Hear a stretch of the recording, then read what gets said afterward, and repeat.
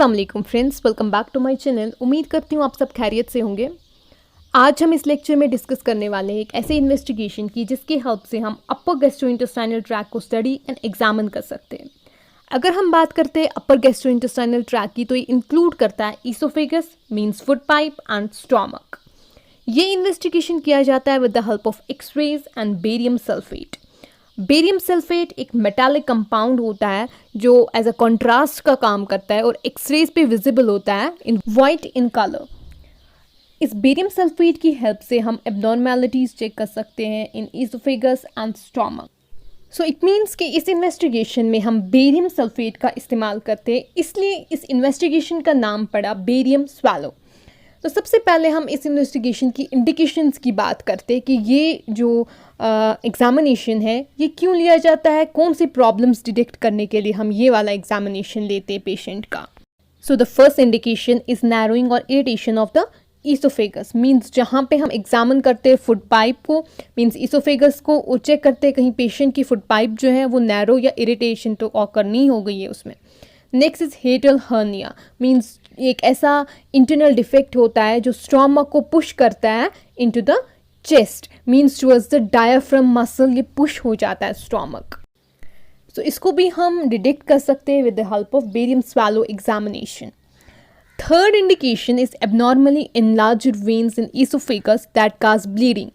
Means for example, patient को अगर bleeding हो रही है इन हिज esophagus और we can say food pipe, उस टाइम पे हम ये एग्जामिनेशन लेते हैं ताकि हम चेक करें कहीं जो पेशेंट की इसोफेगस की वेन्स है वो एनलार्ज तो नहीं हो गई है जिसकी वजह से ब्लीडिंग ऑकर हो रही है।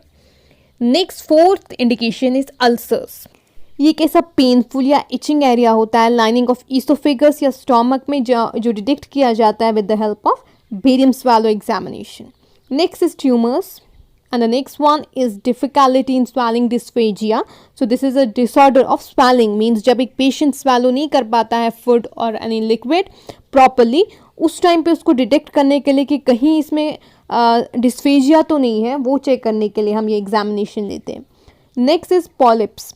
Means it's the unusual growth जो यूजुअली नॉन कैंसरस होती है और डेवलप हो जाती है इनटू द कैंसर अगर इसका प्रॉपर ट्रीटमेंट पहले ना लिया तो। Next is gastro-oesophageal reflex disease, जिसे हम आमतौर पे एसिड रिफ्लेक्स भी कहते हैं और एक बहुत कॉमन डिजीज़ है।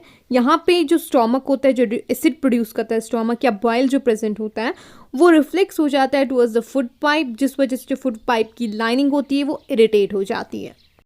Last indication is blockage. Means जहाँ पे हम चेक करते हैं कि कहीं फूड पाइप ऑफ पेशेंट जो है उसमें ब्लॉकेज तो ऑकर नहीं हो गई है।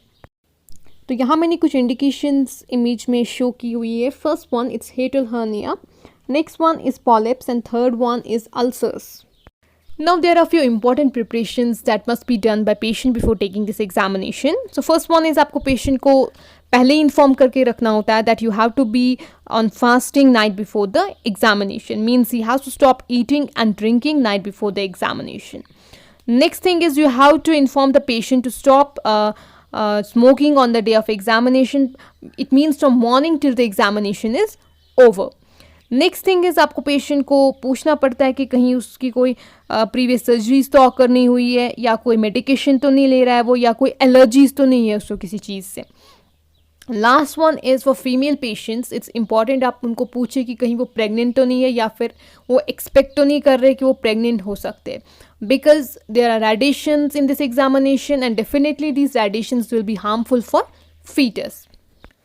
So after completing all these preparations, we are moving towards the examination of patient. तो सबसे पहले आप पेशेंट को स्पाइन पोजीशन में रखते हैं ऑन एक्सरे टेबल, जो टिल्ट कर सकता है आगे और पीछे की तरफ। उसके बाद स्काउट फिल्म ली जाती है पेशेंट की, जहाँ पे हम हार्ट, लंग्स एंड एब्डोमेन की पोजीशनिंग चेक करते हैं for this examination. Means scout films में कॉन्ट्रास्ट मीन्स बेरियम सल्फेट का इस्तेमाल नहीं किया जाता है, ये उस ड्रिंक को लेने से पहले ली जाती है फिल्म, ताकि पोजीशनिंग ऑफ पेशेंट चेक हो सके, हम क्लियर कर सके कि जो पोजीशनिंग हमने की है पेशेंट की वो सही है कि नहीं है, एंड ताकि हम चेक कर सके कि अगर हम बेरियम सल्फेट पेशेंट को दे रहे हैं क्या वो सही रहेगा देना पेशेंट को या नहीं, कहीं कोई लीकेज प्रॉब्लम तो नहीं है। ठीक है।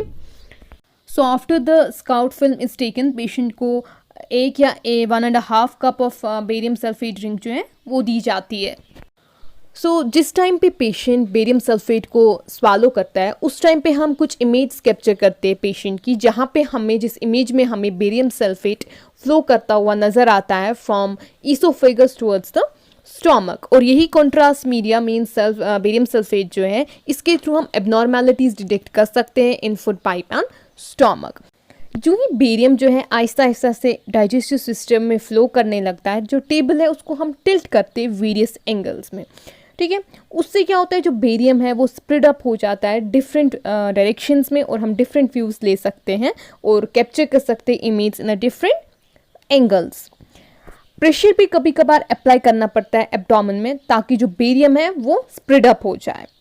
सो इन दिस एग्जामिनेशन पेशेंट को डिफरेंट एंगल से पोजीशन किया जाता है ताकि इमेज ऑब्टेन हो सके। तो सबसे पहली पोजीशन है इरेक्ट राइट एंटीरियर ओब्लिक। यहाँ पे डेमोन्स्ट्रेट होता है oesophagus between vertebral column and heart. यहाँ पे आप याद रखेंगे पेशेंट का जो राइट एंटीरियर साइड होता है वो फेस करता है towards image receptor. Next position is erect left anterior oblique. तो यहाँ पे जो पेशेंट का लेफ्ट एंटीरियर साइड होता है वो फेस करता है टुवर्ड्स इमेज रिसेप्टर। ये पोजीशन डेमोन्स्ट्रेट करती है ईसोफेगस को between hilar region of lung and thoracic spine. Third position is erect AP, जहाँ पेशेंट जो है उसका बैक जो है वो अगेंस्ट द इमेज रिसेप्टर रहता है, एंड ये पोजीशन डेमोन्स्ट्रेट करती है ईसोफेगस को through superimpose thoracic vertebra. And last one is lateral, this is to demonstrate entire oesophagus between thoracic spine and heart. Now the after care of patient. So after the examination is over, you need to take care of the patient by the following steps. Firstly, you need to give patient tissue to wipe and clean his mouth. Patient should be aware of where and when to obtain results. Patient should be given chance to ask questions and queries. The patient should drink plenty of fluids, and he may also need laxatives after the procedure so that the barium can be constipated out from the body. So this was all about today's topic. Thank you for watching. Take care.